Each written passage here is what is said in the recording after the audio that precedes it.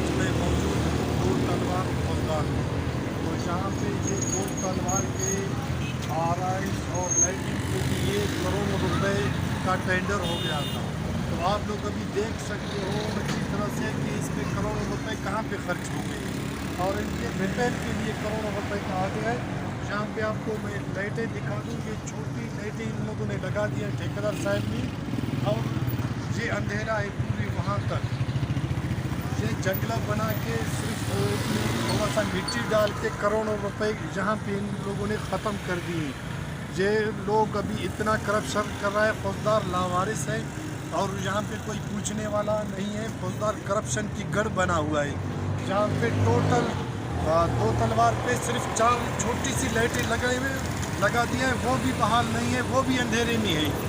तो इसके साथ मैं मज़ीद आप लोगों को इसके बारे में और भी डिटेल दूँगा। और भी अंधेरा जगह है, फौजदार को इन लोगों ने अंधेरा का जगह बनाई हुई, जबकि आपको पता होगा कि फौजदार पूरे बलूचिस्तान का दूसरा डिस्ट्रिक्ट बड़ा डिस्ट्रिक्ट है। जहाँ पे 8 लाख से ज़्यादा का आबादी वाला शहर सिर्फ अंधेरे में रखा हुआ है।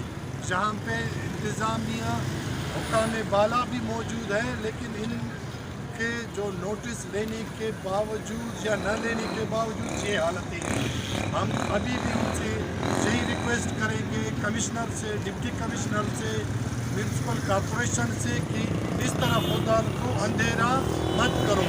और जो ठेकेदार है इनका आप लोग नोटिस ले लो, ये किस तरह के काम कर रहे हैं और ये इन लोगों ने करप्शन कहाँ पे की है, ये पैसा कहाँ पे गया हुआ है। सारे परसेंट के एवज गए हैं और फौजदार अंधेरा में है।